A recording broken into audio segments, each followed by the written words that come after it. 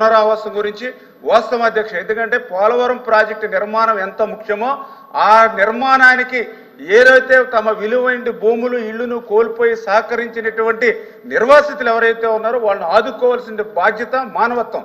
ఎందుకంటే ఈ రాష్ట్రం కోసం ఈ రైతాంగం కోసం తాము త్యాగం చేసిన నిర్వాసితులు కూడా గుర్తుపెట్టుకోవాలని ఆ రోజు తెలుగుదేశం ప్రభుత్వ హయాంలో 4144 కోట్లు కాలనీలకి నిర్మాణం కానీ ముంపు బాధితులు కనిచ్చాము అధ్యక్ష.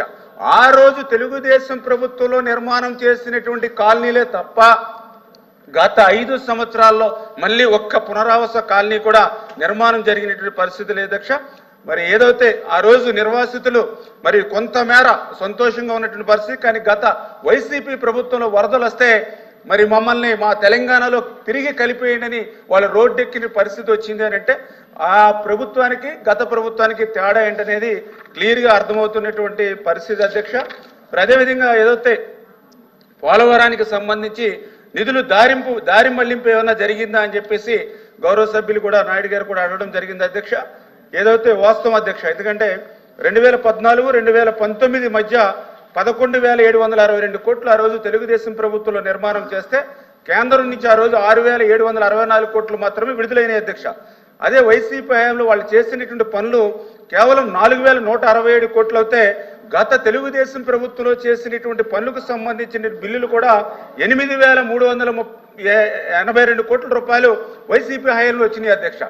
ఇక్కడ ఏదైతే అంటే పోలవరానికి రీఎంబర్స్మెంట్ కింద కేంద్రం నుంచి డబ్బులు వస్తే ఆ డబ్బుల్ని పోలవరం కోసం ఖర్చు పెట్టకుండా 3,385 కోట్లు వాళ్ళు దారి మళ్లించిన మాట వాస్తవమే అధ్యక్ష. మరి నిజంగా ఇది చాలా దురదృష్టకరమైనటువంటి అంశం అని చెప్పేసి కూడా ఈ సందర్భంగా తెలియజేసుకుంటూ ఖచ్చితంగా ఏదైతే ఈవేళ 2027కి ఎందుకంటే కేంద్ర ప్రభుత్వం కూడా చంద్రబాబు నాయుడు గారు కూడా 3 సార్లు అటు ప్రధానమంత్రి గారిని కానీ అదేవిధంగా జలశక్తి ఎవరైతే మంత్రి పాటిల్ గారిని కానీ స్వయంగా కలిసి మరి మొన్ననే ఆ 12,157 కోట్లు శాంక్షన్ వచ్చిన తర్వాత ఏదైతే ఒక టైం బాండ్ పెట్టుకుని ఆల్రెడీ ఇప్పటికే నవంబర్ నెలలో మరి ఏదైతే ఎగువ కాపర్ డ్యామ్ నుంచి ఏదైతే సీపేజ్ వాటర్ ఏదైతే ఉందో దాన్ని అంతటినీ కూడా లిఫ్ట్ చేయడం జరిగింది అధ్యక్ష. ఆల్రెడీ డయాఫ్రమ్ వాల్కి సంబంధించి ఏదైతే అక్కడ నిర్మాణ క్రమం కూడా ప్రారంభించుకుని ఏదైతే అక్కడ ఏర్పాట్లు కూడా జరుగుతున్నాయి అధ్యక్ష.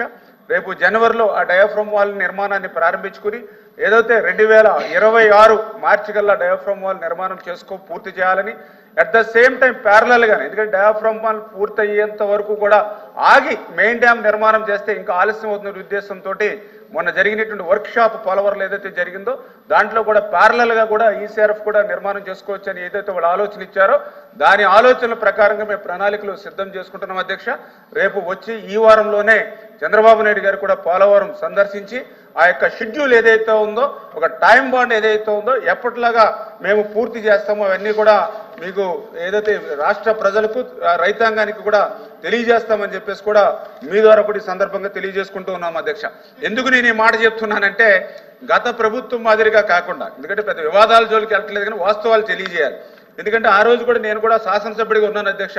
గతంలో 1924లో ఆ రోజు మా శాసనసభలోనే ఆ రోజు ఉన్నటువంటి ముఖ్యమంత్రి గారు కానీ ఆ రోజు ఉన్నటువంటి నీటిపారుదల శాఖ మంత్రులు స్టేట్మెంట్లు ఇచ్చారు అధ్యక్ష అసెంబ్లీలో. ఏదైతే మొదటి ప్రకటన 2021 జూన్ నాటికి పూర్తి, రెండవ ప్రకటన 2021 డిసెంబర్ నాటికి పూర్తి, మూడవ ప్రకటన 2022 జూన్ నాటికి పూర్తి, నాలుగవ ప్రకటన 2022 డిసెంబర్ నాటికి పూర్తి, ఐదవ ప్రకటన ఎప్పటికి పూర్తవుతుందో చెప్పలేము అధ్యక్ష. ఇవన్నీ అసెంబ్లీ రికార్డులో ఉన్నటువంటి పరిస్థితి అధ్యక్ష.